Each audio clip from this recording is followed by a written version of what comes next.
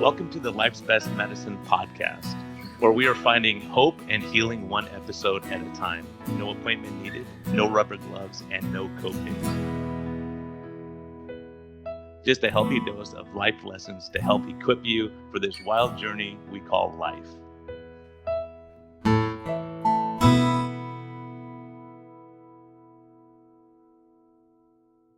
Hey everyone, this is a friendly reminder that we are here for entertainment purposes only. We may not even be that entertaining at times, but this is not medical advice. Talk to your doctor, check with your healthcare professionals before making any lifestyle changes or medicine changes. What we're talking about is our clinical experience and what we've seen. And so if you really want our advice, you can consult us. You can actually consult me as a doctor, or you can consult my guest and get all your questions answered. But we can't give free medical advice because we can't pay our bills with that, but we can help to educate you a bit and allow you to think a little bit. And always reach out to your medical professional before making any lifestyle changes. Thank you. Okay, everyone, you've been warned. It's now December. Man, you're in the middle of the minefield right now from a metabolic standpoint. So enjoy your holidays, whatever they may be. Enjoy your family. Take some time. Thanks for listening to the podcast. And again, I want to thank my sponsors, Keto Mojo, keto-mojo.com. They're doing great work. Their website's fantastic. If you want to go there and get some new information, a lot of great talks are on there. So if you're trying to survive the holidays, that's a great resource. And of course, they help us by checking our ketone levels and sugars to make sure we're on track. So valuable tool. I use it with my patients who have a continuous glucose monitor to get a more accurate blood sugar level in case they're confused by some of the confounding factors that happen, like sitting in a jacuzzi, for instance, or laying on that sensor at night when you're sleeping. So Keto Mojo, they're doing some great work, great people. And of course, Health Code, great shakes, chocolate, macadamia, and vanilla. Tons of treats you can make for the holidays with them. They have tons of recipes on their website. So I'd recommend you go check them out at gethelp, GETHLTH.com. And thank you for listening, and thank you for your continued support. Enjoy this episode. Discover a new path to wellness at Arizona Metabolic Health. Dr. Brian Lenskis offers advanced medicine and personalized care, treating the root causes of your health concerns, not just the symptoms. Whether you're seeking direct primary care, effective diabetes management, or medical weight loss, with a holistic approach, our team is here to guide you every step of the way. Visit ArizonaMetabolicHealth.com today to learn more about our innovative health solutions. Hello and welcome back to the Life's Best Medicine podcast. I'm really excited today. I have Dr. Bonnie Kaplan. We decided beforehand we're going to be informal and go by first names, but out of respect, she's done a lot. I read her book. I would highly recommend it, The Better Brain. How do I know about this book? I was at a conference and someone got up and asked a question who had rapidly cycling bipolar, and you will know that person by now, Jules. We did a podcast interview that should come out right before this one. Hopefully, we could do it on the same week. And he said that, really changing his lifestyle saved his life. And it was amazing that we had an impact from a lifestyle perspective. But he said, you know what? The biggest part of it was getting my micronutrients right. So, and he said, please, doctor, please read this book. It may be outside of what you believe or what you think. And I started reading it and I couldn't put it down. So Bonnie, welcome. It's so great to have you, Dr. Kaplan. Thank you very much. And thank you for being willing to go with first names. I think it creates a better, more relaxed interview because it just does. Anyway, thank you for having me here, Brian. Oh, it's so great. It's so great to have you. But tell me how this all developed. How did you go from being a psychologist or counseling people and then saying, let's look at the micronutrients, how much of a role that plays in mood, depression, anxiety, stress, attention deficit disorder? Yeah. So first of all, I have to correct you're under the impression I used to help people, and I always say I never help people. I only study them. I've been a clinical scientist my whole life. I could never imagine actually doing counseling or clinical work. Kudos to those of you who do it. It was never for me. So I did research. I'm a scientist through and through. And so I studied what we call experimental psychology, and physiological psychology. In those days, we didn't have the name neuroscience, but that's what I was doing. And from the beginning, Brian, I'll try to make this short, but there's a comment, if I can speak a couple minutes about my background, there's a comment I think that comes through that has to do with the zeitgeist and how brick walls started presenting themselves to me just because I wanted to study nutrition. So my very first article ever, peer-reviewed article, that's what, what's so important if you have a research career, was in the Leeds psychology journal called Psych Bulletin. And the title of the article was Malnutrition and Mental Deficiency.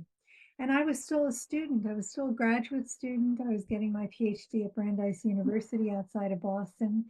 And I just was fascinated by what nutrients do in the brain and how they can have a big impact, or their absence can have a big impact on intelligence. And the data, even back then in 1972, this is like ancient times for some of your audience, probably you too. It was profoundly convincing. And so I just wanted to study nutrition and brain health. I went on to do a postdoc. I was doing neuroscience research in seizure models, where I was introduced to interest in the ketogenic diet, by the way, long before anybody was talking about it for mental health. But it was an epilepsy research unit in the Department of Neurology at Yale. And there were clinicians who were kind of playing around with it at that time. That would have been just a few years, still in the 1970s. And then I went on to become an adult and instead of a trainee, and I got an academic position there at Yale, and then came out here to Western Canada at the University of Calgary. And at every step of the way, I wanted to study nutrition in terms of brain health. And you don't have time on this podcast for me to tell you all of the obstacles, but some of the obstacles were from not the bureaucracy, but from parents. Like when I tried to do my first study, well, I did do my first study in terms of dietary influences in children with ADHD.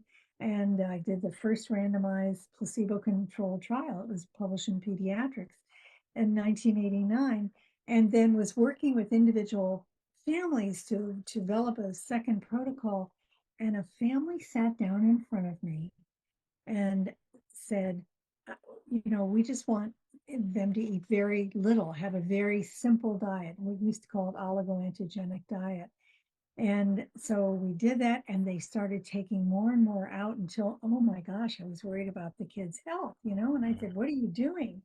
And the mother said, Bonnie, I believe in diet. And I just looked at her, Brian, and I thought, on a good day, I believe in God.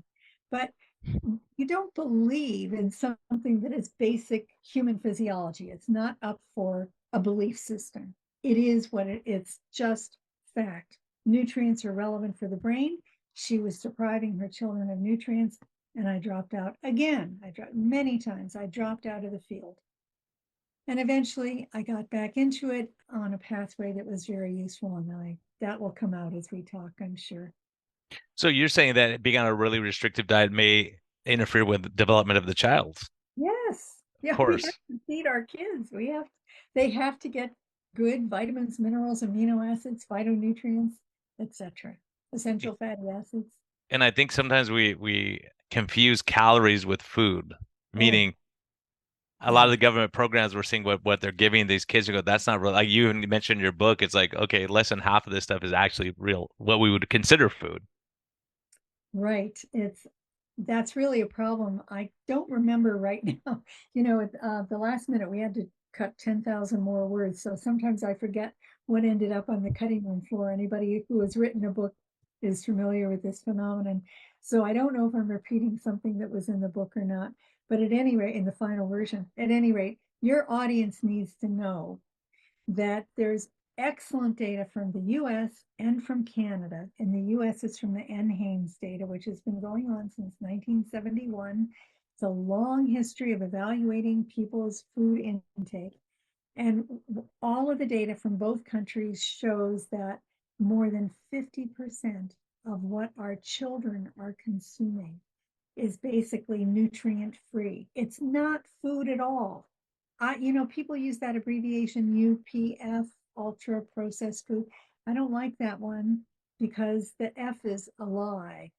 Food is what we consume to build cells. Food is what we consume to maintain cells. Food is what we consume to have adequate health and brain metabolism, etc., functioning optimally. And if more than 60% of what our children are consuming doesn't have the stuff that will do that, it's not food. It's little bags of ultra processed chemicals.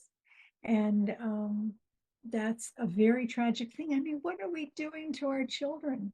It's just horrible. And adults have nothing to be proud of because half of what we're consuming is also nutrient poor. Yeah, So so we can be overweight or obese and malnourished because we're not getting good nourishment, and that's another misnomer people have. absolutely. Malnutrition is somewhat a relative term, but certainly we have standards across people. And people who are obese are usually not consuming those amino acids, essential fatty acids, minerals, vitamins, etc. Not enough of them.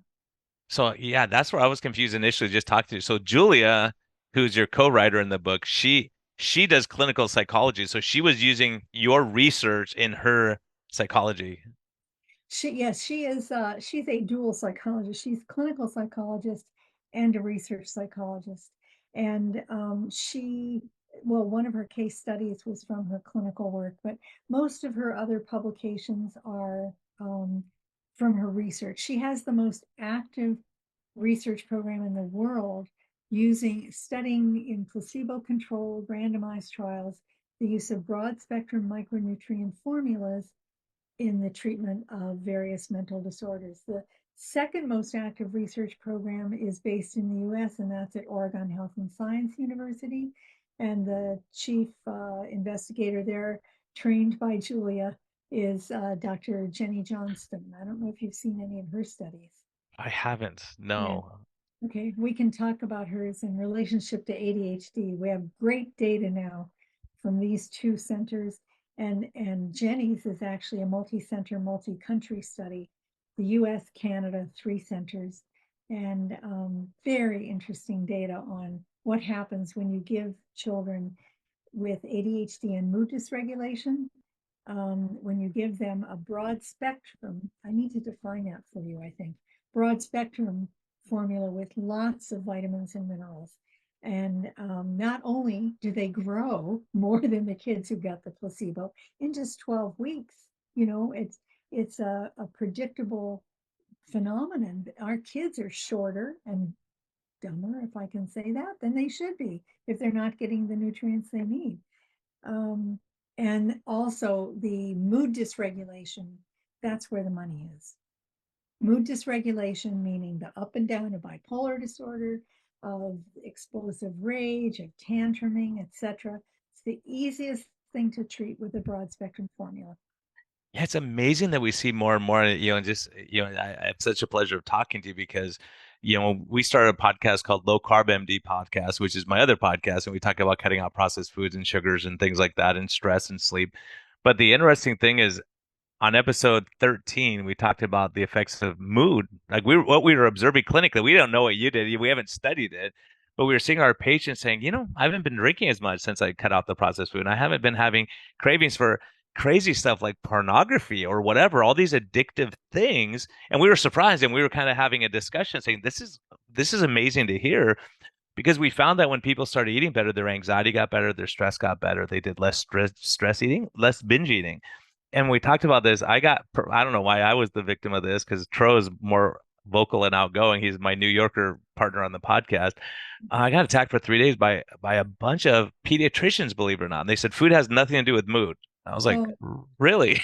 How can that possibly be? Like, you never heard kids, the parents are upset because the grandparents take the kids and take them to Disneyland and give them cookies, and they keep them up all night, and they're stressed out, and they come back and they're a nightmare to deal with. Or someone needs an extra cup of coffee to wake up in the morning, or a glass of wine to calm their nerves. To say food or substance doesn't affect us is I think you should have your license taken.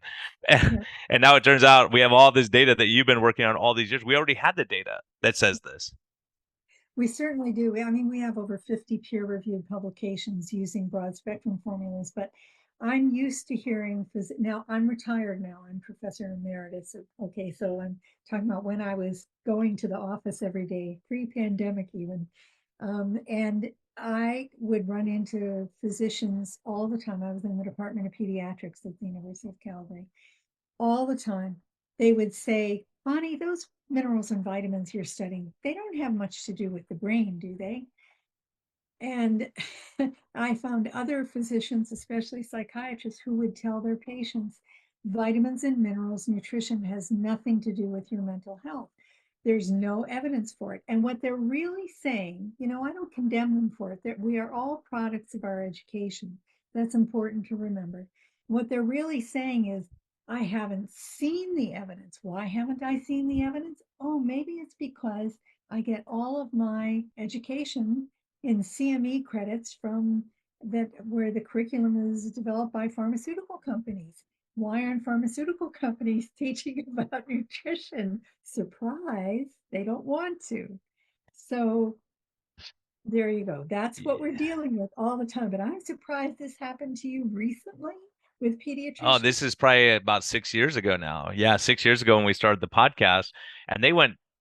I couldn't believe it. I was actually surprised because they were saying like this has nothing to do with mood. It's like you're telling me a kid who's not getting good nourishment. And then we look at the whole picture, like and I would love to hear your input on this. Like, in the inner cities, for instance, where there's not good access to care, we're having a lot more violence in kids, and like you're saying, these mood swings and acting out, and now we're seeing breaking into stores and stealing things, and you wonder how much of that is obviously because of increased life stress and maybe decreased exercise, all these kind of things, but how much is that nutritional foundation when you don't have access to good. I have Tony Hampton's a good friend of mine in Chicago, and he's in the African American community. He says, "Look, my patients can't go to the store and get fruits and Mhm. vegetables. They don't have it because when you talk to the store owners, they said no one buys that. They just buy all this packaged stuff. So I'm not wasting our money on that." And then when he talked them into getting better nutrition, his patients can do better. Yeah. That's very sad. One of the most interesting scientific questions right now touches on something that you talked about, which is, are the kids who are showing more violence, is it because of them being exposed to a lot of chemicals and in the processed rubbish that they're eating? Or is it because those chemicals are replacing what should be the micronutrients that they should be consuming? And a study that I hadn't planned to cite this one, and I'm certain I'm not going to come up with the reference. So if you want, I'll have to get it for you later. But a study that came out and showed it, something in a population-based study. It wasn't an RCT, and they reviewed a lot of the literature and they evaluated those two hypotheses. And they said, look, there's now a very solid evidence base for showing that if you don't get the nutrients that you need out of your food, you are more vulnerable to all of this mood dysregulation, violence, etc. We're not so sure anymore about how much the chemicals are contributing, but we certainly know that those chemicals are replacing what the children should be consuming. So Yeah, with so that, that's a very important distinction because in the low carb ketogenic, like for instance, seizure disorder, or we see people go on a mostly meat and plant vegetable, and their mood disorders seem to improve, and we're seeing that clinically.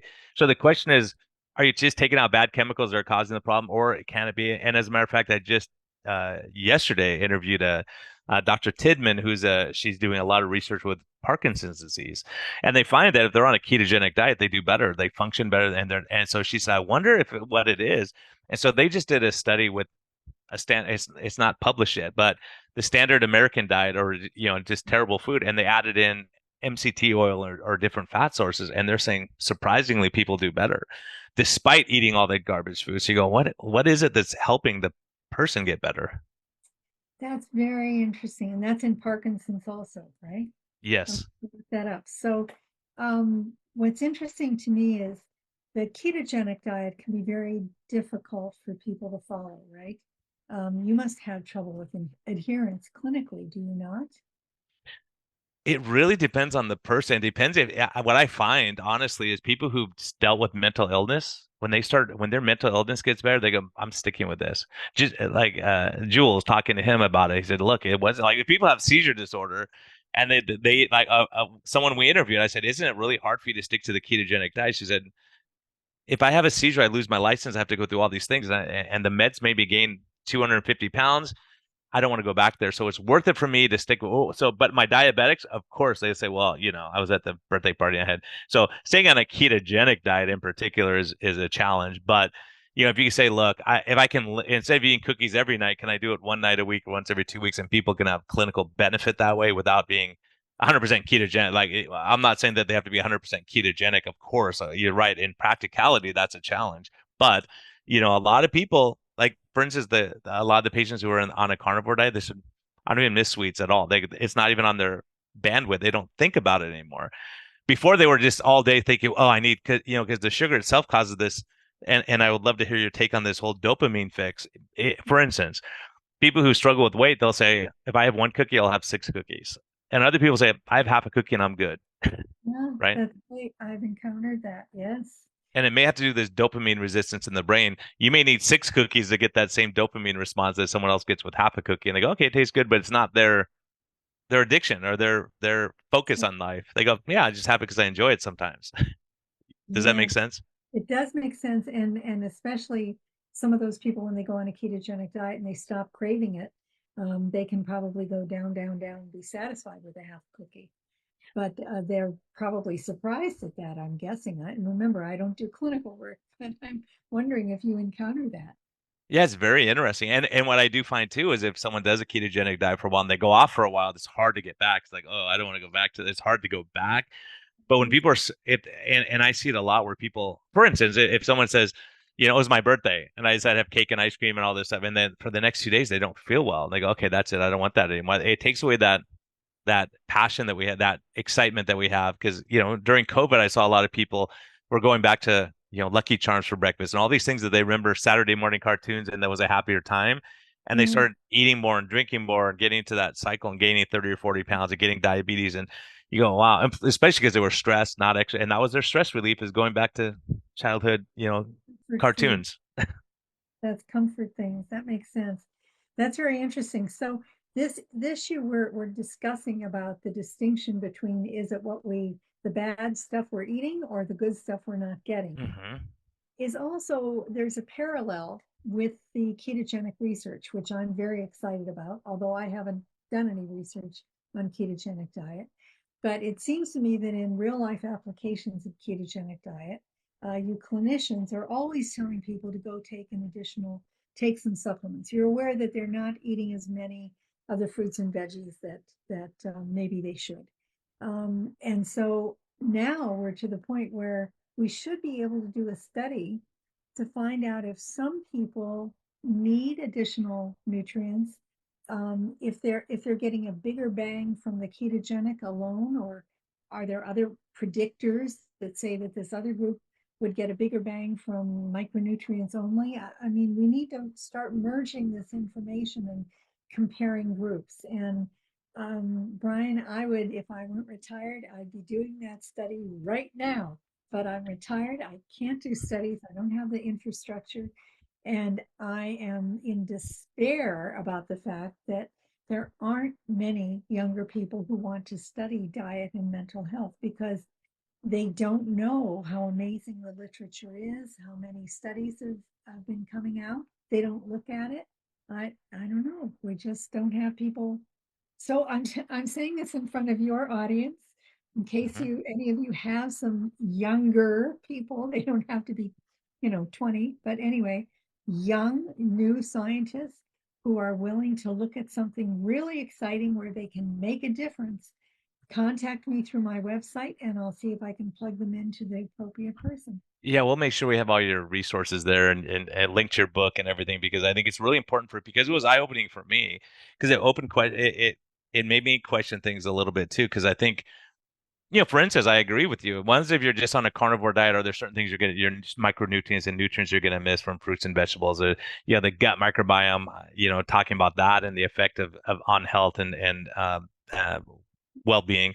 And that was another thing I talked about, the gut microbiome, which there's a lot of there's a ton of literature on. We may not understand it yet, but I had a doctor like pulled me aside and said, Brian, you're going to lose credibility if you talk about the microbiome. There's no data on that. I was like, oh, I think you just haven't looked at the data because I read 60 studies before I talked about it for 2 minutes of my, hour-long talk.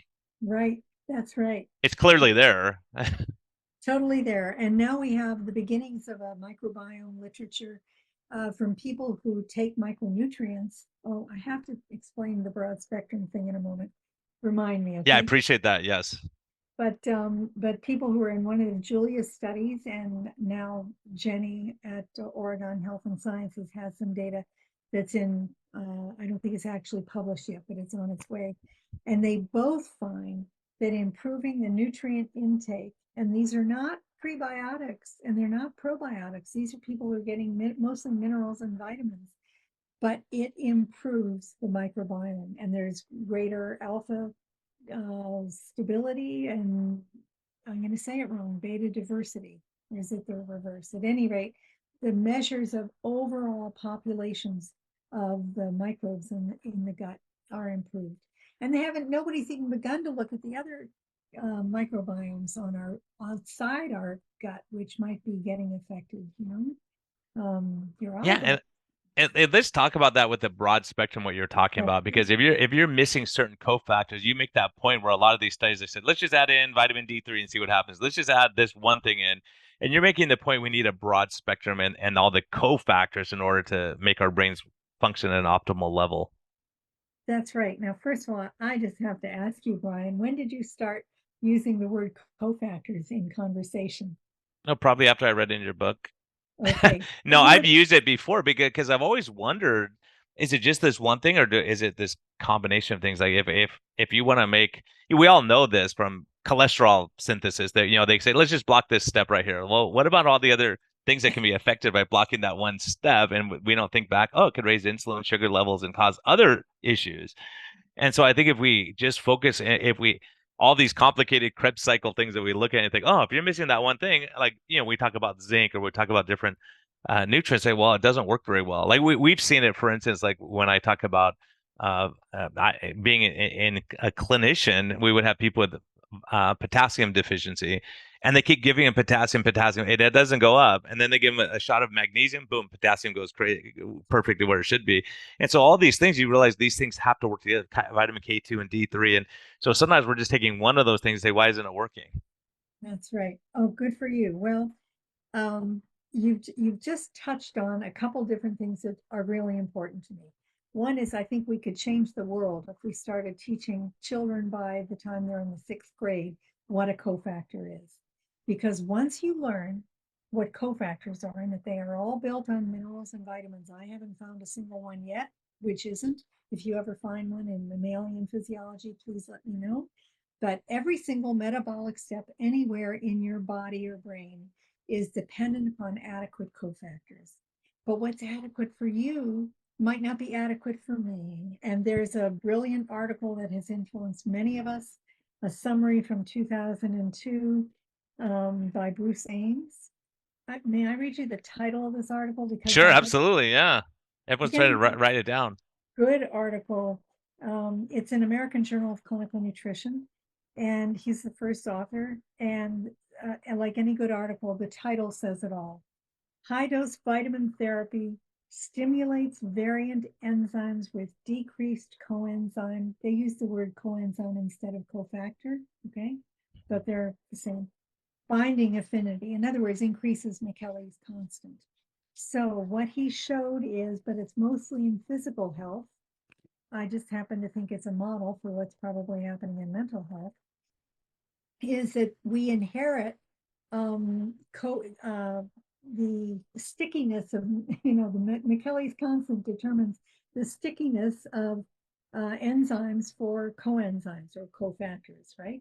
And maybe you have really good sticky this, and you're able to use a small amount of, make it up, zinc, okay, for all your pathways to work, but maybe my cofactors have to be more abundant for that McKelly's constant to be completely saturated and the enzyme to work fully.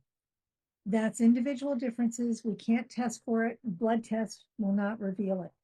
So along come these people in the 1920s that say, I think nutrients are important for mental health.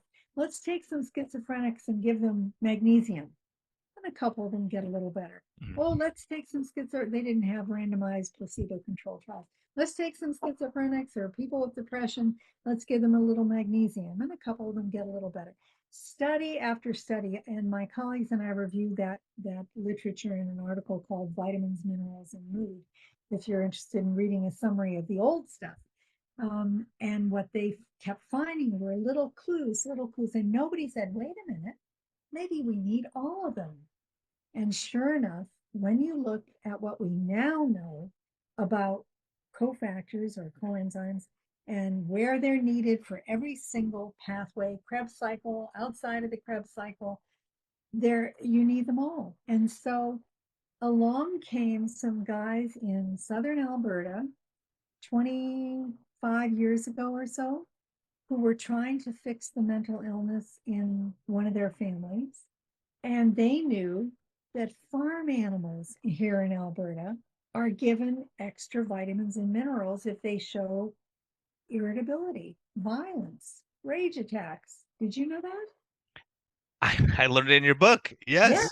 Very interesting, because I was like, I didn't realize that cows were having rage attacks, but now we know. Yeah. Mostly pigs. And that's important because the pig is the metabolic model for most of human metabolism, right? Yes. So they knew that because one of them had worked in the field for 20 years. So they decided, they didn't know the literature on single nutrients. If they had, they would have said, that's ridiculous. Why would you give one nutrient at a time? They just said, let's do what we always do, give a broad spectrum. And so the formulas that have been studied now by two guys who never intended to form a company but did, and then eventually one split off. So now there are two companies with similar formulas. And none of us who are doing the studies have ever taken a dime from them. And that's why. Yeah, that was important. When I heard that, I was like, oh, okay, now you have my attention, right? Yeah, that is really remarkable. And if I can have a donation too, I'll give you a tax credit. There's because I set up two charitable funds, one in the US and one in Canada, because I'm old enough to remember when I'm digressing. You help me get back to this broad. No, it's okay. No, I love it. Okay, so I'm old enough to remember, and it's a vivid memory when I was in training. No scientist who had any integrity at all would ever take money from a company to do their studies. It would have been shameful. And then I saw the drug companies moving in, and Oh there my was goodness. Yes. about that, and the medical students who saw what was happening, who tried not to eat the lunches provided at rounds, etc., because they knew they were sponsored by drug companies. But it's awfully Now hard it's to big pharma. ubiquitous. It's everywhere now. It is unreal. And it's scary when you look back. Every grand round, I was chief resident of my residency program. Every grand rounds of education was paid for by pharma. The lunches were paid by pharma. Everything was done by pharma. And you start realizing it's a big problem, especially if nutrition interferes with drug prescription, like you're saying. Is if people's mental health is better? This is a lot of money we're talking about. Yes, that's right. No, there's no question. People who do very, very well on a broad spectrum formula do learn how to taper down and then off their medications. Some people stay on small amounts, but it's no mystery. I mean, if you're providing, think about the term SSRI. What is an SSRI supposed to do? Let's not talk about what it actually does. It's supposed to keep more serotonin in the synaptic cleft. And so if the synaptic cleft is already flooded with serotonin because you've increased your vitamins and minerals, so your brain is able to produce more, and that's exactly what those nutrients do. They enable you to synthesize more serotonin. Then you're going to be acting like you're overdosed to your medication. And some people get worse if they take Hmm. one of these formulas on top of a medication. They need to know how to do a cross titration. Both companies teach people to do that. They try very hard to work with the prescriber all the time to train physicians. But many docs, may I say this, Brian, are dismissive of their 25 years of clinical experience because they don't have degrees after their names. But Yeah, they that's a big mistake in medicine. I think that's a huge, the arrogance that comes in to say, well, this doesn't work. Well, they've been doing it for thousands of years. There's probably something to it or wouldn't be around anymore. Stuff that doesn't work disappears. So when you start realizing that, I say, okay, if I have to, if we're adding in, just like anything, if you add in another drug that raises serotonin levels, you can get a serotonin syndrome and have all kinds of issues and problems. So the problem is, I see it. People come to me and they're on multiple medications and no one asks, oh, you're going through a divorce and you're stressed and you're not sleeping and you're eating terrible food all night, right? And no one ever addresses any of those things. Yeah, that's really a problem. And also people who are on the medications and then go tell their doctor, I'm not feeling very well. And the doctor says, what have you done? Well, I've started taking a broad spectrum micronutrient formula. Oh, you better stop that. Okay. Instead of being willing to decrease the medication. And people who are more knowledgeable will decrease their meds and they'll have fewer side effects. And I mean, who loses? Just big pharma, right? So, Well, anyway, and one of the other things we see very commonly, there's a bunch of things, and maybe this is outside your purview, but when people go on antidepressants, weight gain is a huge problem, erectile dysfunction, decreased sex drive. There's so many side effects that we're seeing from these medications. And then, what we're seeing now is a lot of the preliminary studies that showed benefit are we're saying, wait a minute, maybe that data is not as solid as we thought. And maybe it's fraudulent data too, we're finding out. And you think, oh my goodness, what are we doing to people? And especially with serotonin, since you mentioned that, and maybe you can comment on this also, is a vast majority of our serotonin is coming from the gut, not from the brain. that's right. Over 90% of the receptors are in the gut, without a doubt. Yeah. So, and that's been known for decades. So, in order to get it, one thing we wondered about her in the early days is in order to get the brain to respond to the serotonin, are we really overdosing people? Is that why we were running into problems with them going on to we should never call them just minerals and vitamins, but that's what people do and they dismiss them. They think they're not powerful. But if you have a patient who is taking a multivitamin or something and doesn't feel any impact on their medication or on their mental health, it's probably not a very good multivitamin. And of course, why would it be? Because 99.9% of the multivitamin mineral formulas out there have never been studied. So the two that Or were if they have been say they haven't shown benefit, like I know one of the big companies that's famous, but if they're not having the cofactors that make those vitamins actually work, then it's the it's like you're trying to make a cake and all you have is eggs. You need to have all the ingredients to make that. Oh, I like that analogy. That's a good metaphor. Oh, for my patients, I won't say cake. Let's say something where eating what's healthy that we can make. Hard. No, I'm just kidding. I'm just kidding. But that analogy of saying, okay, you need all the, you can't build a car with just tires. You have to have all the parts. You can't just have one thing. And so people say, I've been taking tires forever. My car won't run. Well, maybe that's not the problem you're having, right? That's right. Yeah, that's So are interesting. there any downsides if someone's not on medication? Is there any downsides for someone taking these broad spectrum micronutrients?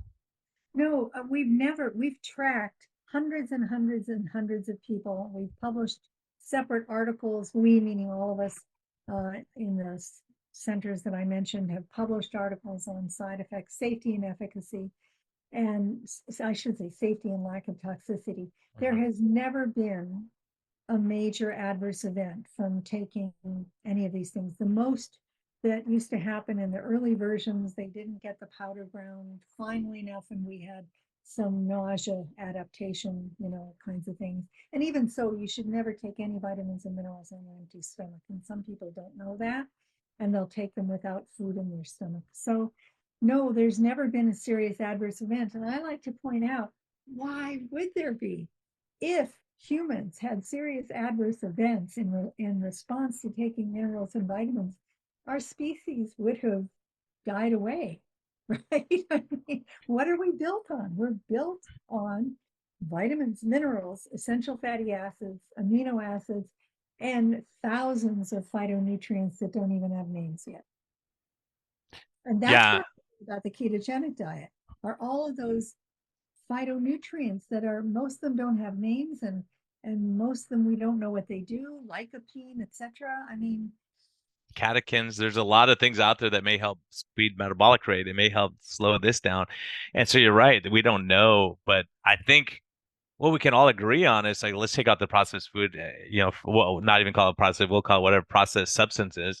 And then we see what end of the spectrum we're going to fall on, right? Some people are going to have, most people on a ketogenic diet are still eating, their salads and vegetables, and, they're just cutting out some of the higher sugar fruit, like fruit juices and things like that. They're getting rid of just because the fructose can be an issue in high amounts. But, even there's even data. There's a really good book called, Nature Wants Us to Be Fat, and he's talking about it's a physician, and he's talking about high uric acid levels and high insulin levels, and how they're telling our body we're about to hibernate, so we store more fat in those states. So if we can calm the nerves, stop drinking fruit juice and high fructose corn syrup and excessive alcohol, whatever it might be, that we put ourselves in a better spot to have better health. right. Yeah, that's a good point. I want to say something. We're talking about broad spectrum, meaning roughly 15 vitamins and 15 minerals. Um, but I want to say something about a subgroup of the research that gets overlooked, and that is for anxiety alone.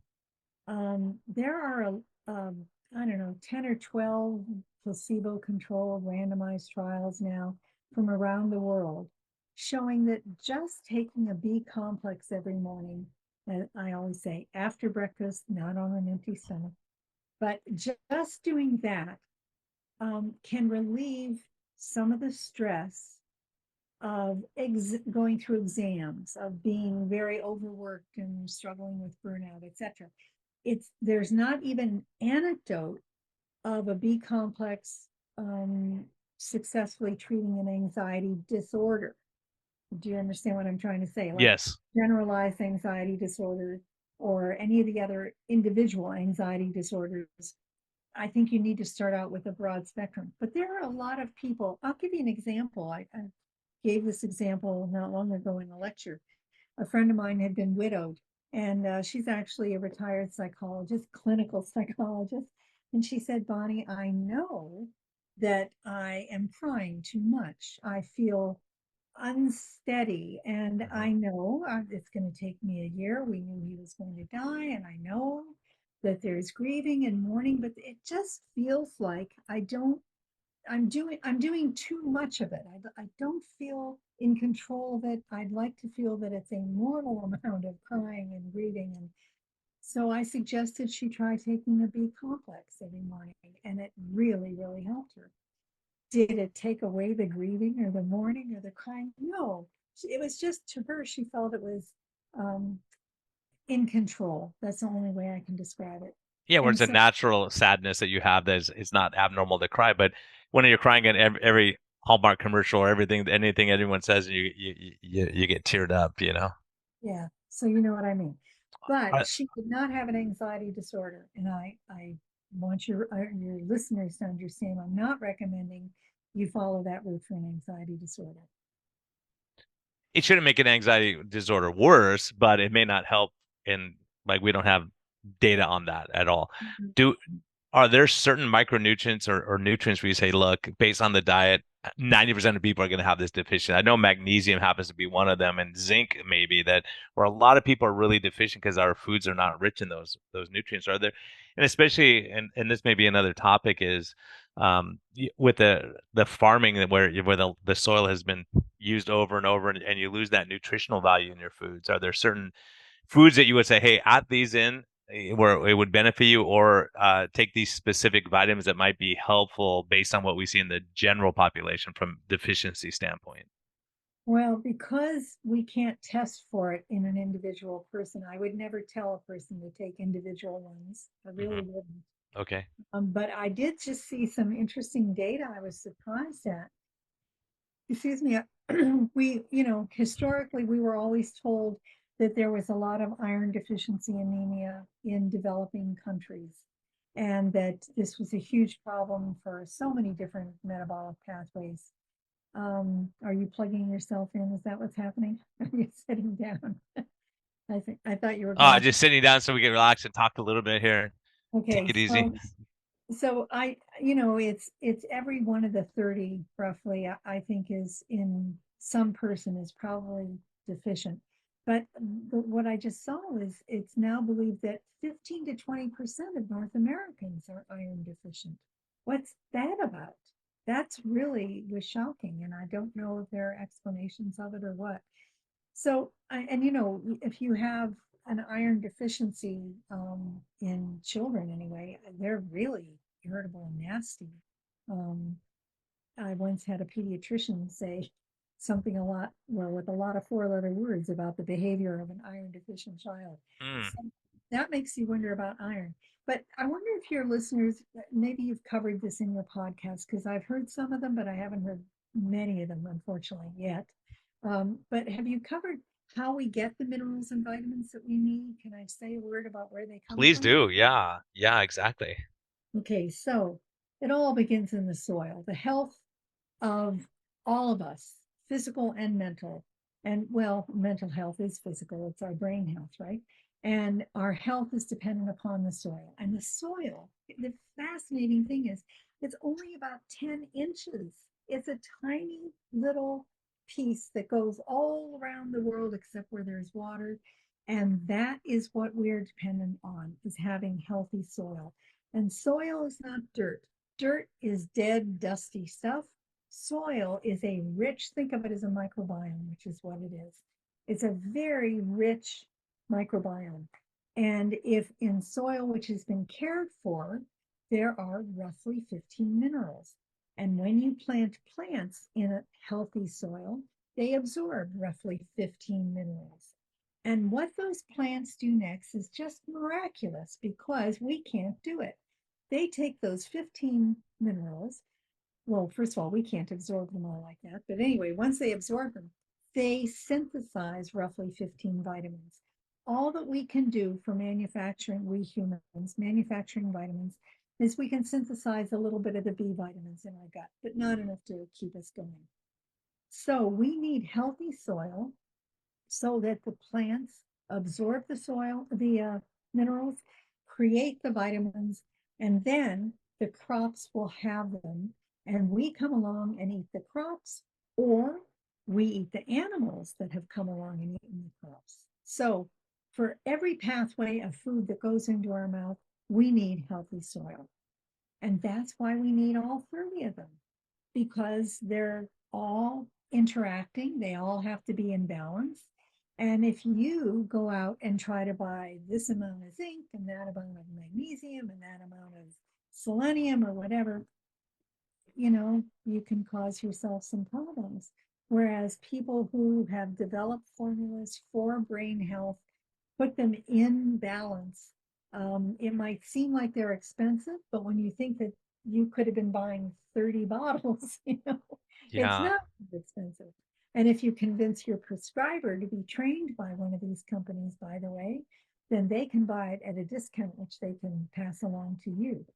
So there's a good reason to try to get integrative physicians, which is how I think of people like you, Brian, to explore the evidence-based formulas that are out there. Now, there is a new one that has its first publication, and it was, so I should acknowledge that. But are you familiar with the study that used Centrum Silver? They use Centrum Silver. What my understanding was every study with Centrum Silver, when they advertise, they say this is the most studied vitamin on earth, and then none of the studies have shown benefit, from what I understand. It's Until, understood. I haven't looked in the last couple of years, but yeah, previously when I looked, if you're eating a well-balanced, nutritious diet, which is hard to do these days, they didn't show a benefit of that multivitamin necessarily. yeah. But I would And love to see if they have an update that I haven't heard of. it's not real exciting, but in July, I think it was, a study came out, and now I'm trusting your listeners to understand when I'm speaking scientifically versus when I'm giving off the cuff stuff. This is off the cuff, okay? I think they must have been funded by a chocolate company because they were studying cocoa for its potential benefit for brain health in some seniors who had early mild cognitive decline. And they used as a comparison Centrum Silver. And I don't think that that was their primary focus. But guess what? The cocoa did nothing, and the people on Centrum Silver had a slightly better picture of cognitive function compared to people who got placebo. Nowhere near the B complex approach or high dose vitamin B study that came out of Oxford University a few years ago, where they showed with MRIs slow brain atrophy, etc. Why don't people know about that one? You know, the media will not cover our research using nutrients in pill form. It's incredible. It is incredible. It's not just a blind spot. It's a willful blindness. We see Yes. that a lot in medicine these days where things are beneficial and they even attack those things because it's an attack to the system. It's a problem. And they get their money from drug companies, I think, because I've been canceled by the best of them doing things like this, and then they've refused to air it. Oh, we've been told we can't air your segment, you know, that kind of thing. Yeah, I've had Uh, it happen 4 times on this podcast. Each time was when I was interviewing a doctor about what they were seeing in clinic. I said, "What are you seeing in clinic these days?" I interviewed a hospice doctor, a good friend of mine that I trained with, who's a hospital doctor, and they didn't like what they were saying, so it got taken down for medical misinformation. But like we have all the charts, the documentation, but no one asked for those. You know what I mean? Because I would ask people, "Are you sure you have this data?" Yeah, I have it. I have it. It's there. All these charts are here. So you're right. If it's a threat to the system, then it's very easy to take it down, yeah. and it's part of the game, but you still have to speak the truth, even if it's going to get censored. So now we have so many replications. We have more replications between the two scientists that I mentioned, Jenny and Julia. I did a lot of the pilot work before things went awry for me. But we have such convincing, consistent evidence that on a broad spectrum micronutrient formula made by one of these two companies, that the children, oh, I'm sorry, one of them used adults, um, with explosive rage and ADHD got better on the real thing by far than those who got placebo. But we have replications using the same measures, you know, and different laboratories, different investigators, different countries. If it were a drug, it would be approved by the FDA. They only require 2 RCTs, you know, and so that's a strong evidence base. And PTSD, I saw in your book about the after the earthquakes and so much data is out there, and you look at this data and think, wow, I was enthralled by it. How many studies were done showing benefit, and it's like it falls on deaf ears. It has to be frustrating for your career working so hard and doing this and think, oh my gosh, I can help humanity, and no one hears it.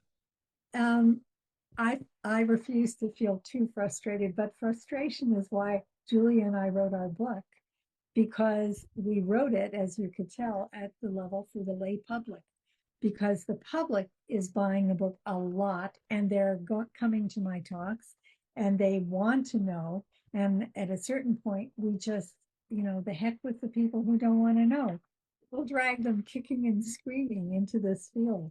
So Well, and those people will give it like, how do I find out about it? I never heard of. I mean, I think I heard about your book, but I was like, okay, I'll read that someday.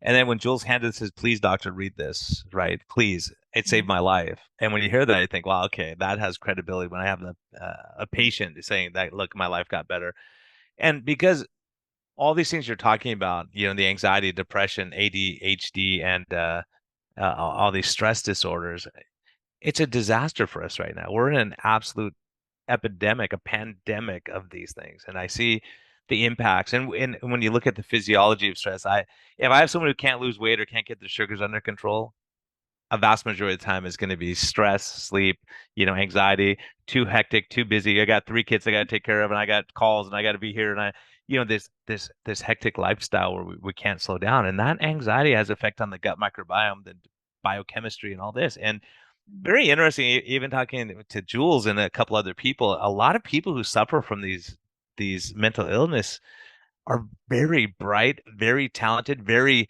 their brain's going. So are they using their micronutrients and their nutrients and they're just running out of gas faster than the rest of us and they short circuit? I don't know, but it is kind of an interesting thought.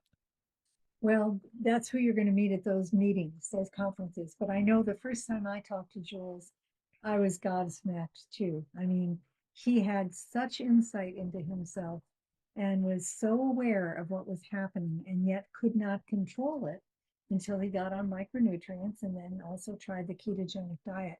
And I don't know which is more important for him. And we're not gonna risk his life, by asking him to drop one. So Yeah, and that's the point is you go, okay, well, if they are both beneficial, could they be synergistic in that?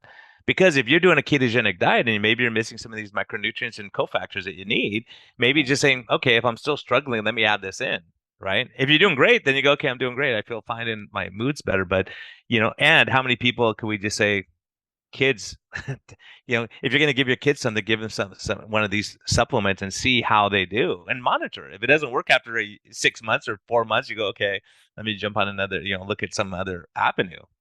actually, for explosive rage, you'll know in a couple of weeks. Yeah, weeks. I mean, it's incredible. It's incredible. Some vitamins. I have personally seen twice I've seen a child dramatically change overnight. Well, we tell the story of Liam in the first, I think, 10 pages or Yeah, so. exactly.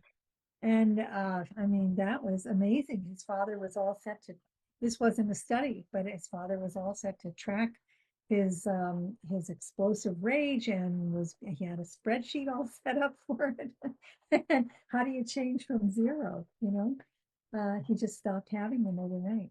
Now, his mood has continued to get better. It's very important to appreciate there's a difference between initial benefit and long-term dosing. So, yeah, that's something to consider. What do you think of the effect of brain inflammation on depression, anxiety, and these explosive moods? So, I did not have the ability to measure mitochondrial function, but I wrote about it because of my interests. But a lot of people don't seem to understand that ATP is our body's way of balancing out inflammation. So I can't measure inflammation in anybody's brain. And there were no measures then of even mitochondrial output. I couldn't measure the impact of taking micronutrients, minerals, and vitamins on mitochondrial function. But we certainly suspected that what was happening was we were, the way mitochondria work, nutrients in, ATP out. I mean, that's, to put it very simply, that's Mhm. what they do. They take the nutrients and some other byproducts and so forth, and they create ATP. And when you have ATP, you have energy, you have life, and you can fight inflammation. So how could you separate that out from anything else? I don't know, but somebody needs to do some studies of mitochondria function too.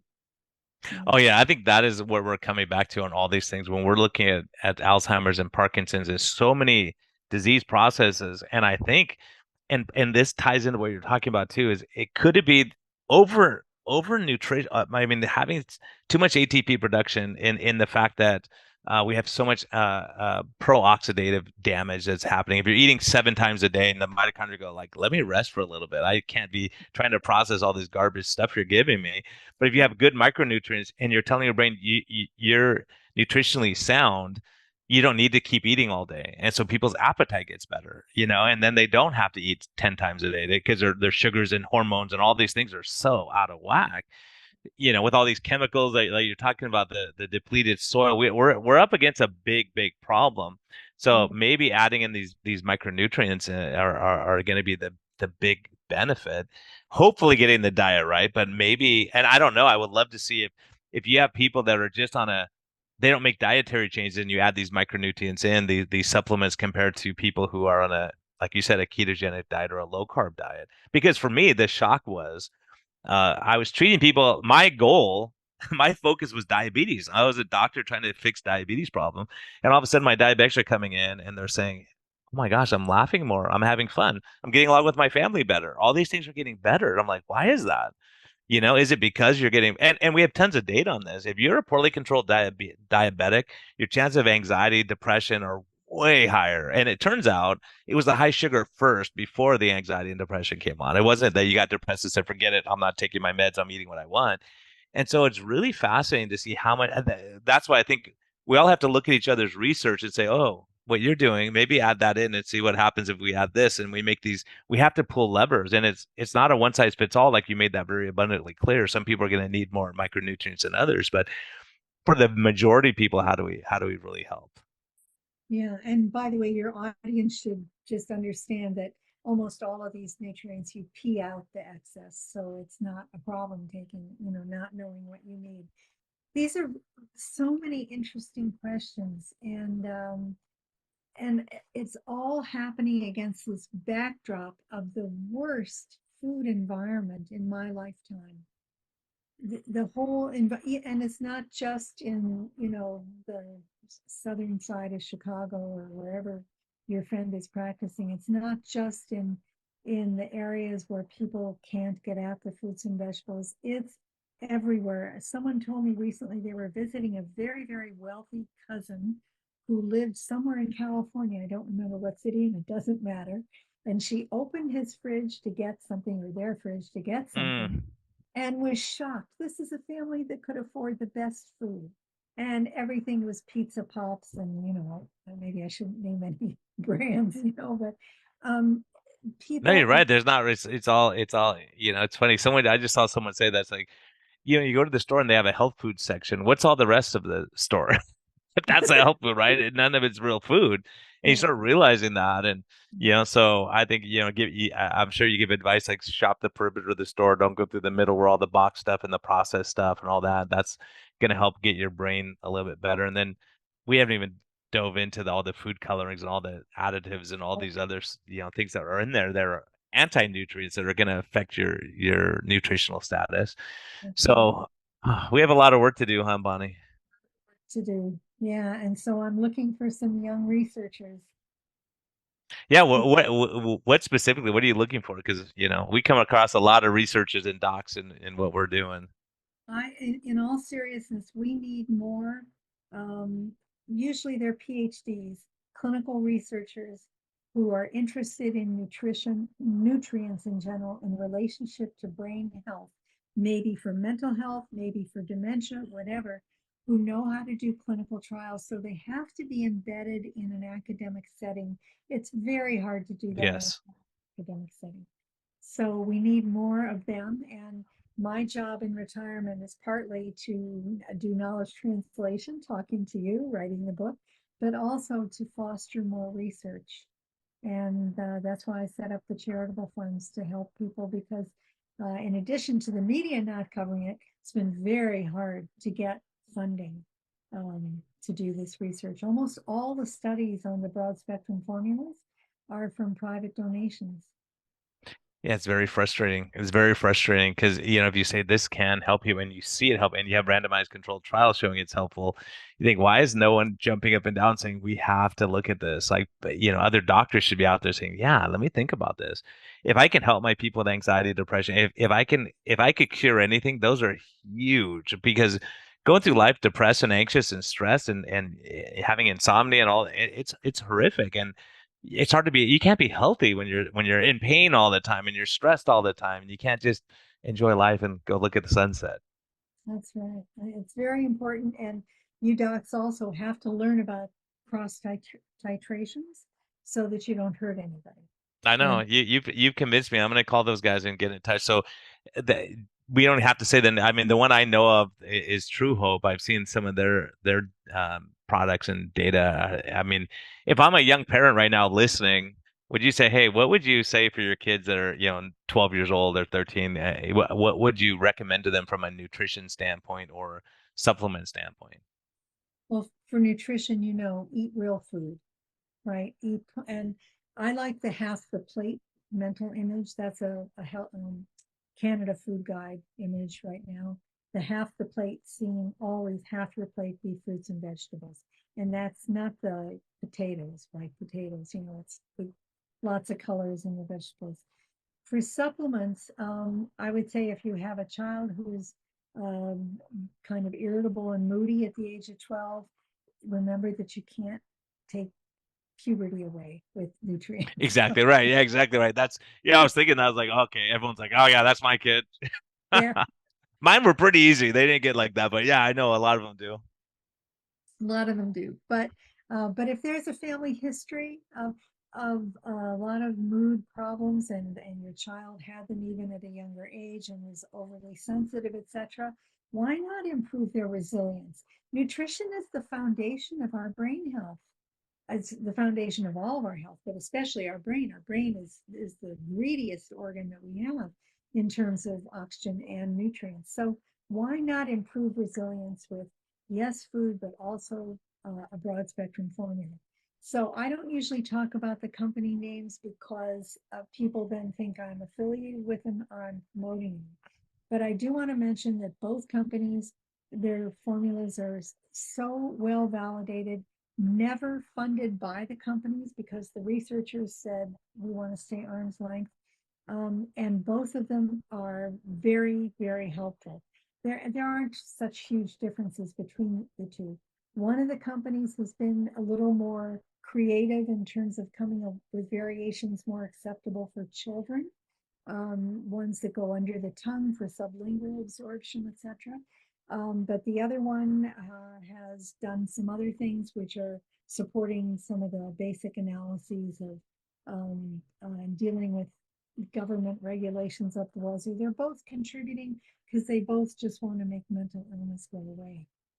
Yeah, I think it's so huge, and we'll work on that lifestyle, stress, sleep, all these other factors. But if we're missing that little key, that may be something we say, okay, let's add all these things. I have no problem adding all these things together. Go, okay, you're miserable right now. Let's try and see what happens, right? Right? If we get you doing better and smiling and laughing and enjoying life again. So it's amazing how, there was just a conference on metabolic health and all these standard doctors were attacking them, saying that has nothing to do with it. And they get so worked up because everything they think it has to be a drug. And it's so hard to get out of that mindset, or it has to be insulin, or it has it's the same mindset as like you have too much sugar, let's give you a bunch of insulin. It's like, well, why don't we make you more sensitive to the insulin you're making? Then you don't need all the drugs. But it'll be years, I think, before it becomes the standard. But it's slowly catching on, and people are figuring out what's working and what's not. If it doesn't work, you get rid of it and you move on to the next thing. So thank you for your years of research, and to see people's lives change based on what you've done is it's pretty amazing. It's pretty amazing to see that. So I have to ask you, what's life's best medicine for you, for Bonnie Kaplan? What gets you going? Where do you get your excitement and smile and all that? I know you've been talking a lot, so you're losing your voice a little bit, but uh, we're almost done. Okay, so the first thing that it is not, believe it or not, I don't notice any impact of nutrition on me. And people always ask me what supplements do I take and all that. And I take some because I know the research, but I have never felt anything from any supplement or different from any diet. I don't know. I have resilience in that area on its own. But sleep is very important to me. I don't get a good night's sleep, then I'm crabby even to the people I love the most. Hmm. And that brings up the real central part of my life, I think, is my family and my community, and doing volunteer work with my community. And these are all what make life worth living for me. Yeah, that's good. Be able to reach out, help people, and know you're making an impact, that you're leaving the world a little better place. That's pretty important. And how do people track you down if they want to find you, My if they want your website book? is the best, and to find me on my website, you just have to know my middle initial. There are too many Bonnie Kaplans in the world, Brian. So you have to know my website is bonniejkaplan.com. And there's a tab there, contact, and it goes right to my email. Yeah, and also if you're watching, I have no commission on this. The Yeah. Better Brain, very good. It will open your eyes a little bit, open mind a lot to look at some of these studies and the data and what's happening out there and the importance of nutrition. I think as docs, I just saw something today that doctors shouldn't study nutrition. I'm like, that's not true. Like if you go back to the Hippocratic Oath, we talked about nutrition. Let let food be thy medicine. Now we're saying let everything be medicine. No, right? So what Bonnie's talking about here is really, really important. And be kind to yourself, be kind to others, look at your nutrition, like eat real food, cut out the processed stuff as much as possible. And Bonnie, do you have any other words of wisdom for on the way out? No, just I want to thank you because what you're doing with your podcast is a really important part of the journey. And if my research and the others, can be mentioned more and more in your podcast, then people will start paying a little more attention to it. So I appreciate what you're doing very much. No, I thank you for joining me because you're doing some amazing work, and I loved your book, and the whole time like, oh, I want to get her on. Let's connect with her because I think it's so important. I think these are missing factors for some people. And I think some people listening are saying, maybe I should look into these nutrients. I mean, let me just see if that can even me out, so I don't have to be grumpy all day and upset. And getting the diet right is critical, and exercise and sleep, like you said, stress levels, and but figuring these things out. If you're not in a good spot, look, make changes. Don't keep doing the same thing. It's not going to turn out well. So again, thank you for listening, everyone, and thank you for your support. And grab this book if you have a chance. I highly recommend it. Thank you, Bonnie. Thank you, Brian.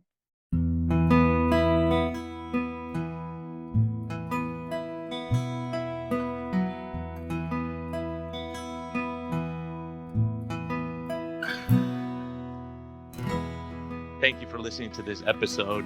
We greatly appreciate your support. We would greatly appreciate a positive thumbs up on all of the platforms like iTunes and Spotify or wherever you're listening. And we just thank you for our Patreon supporters. We greatly appreciate that you're helping getting this message out. We think there's a lot of important information, and hopefully this helps you. Have a great day, and thank you for listening, and thank you for your support.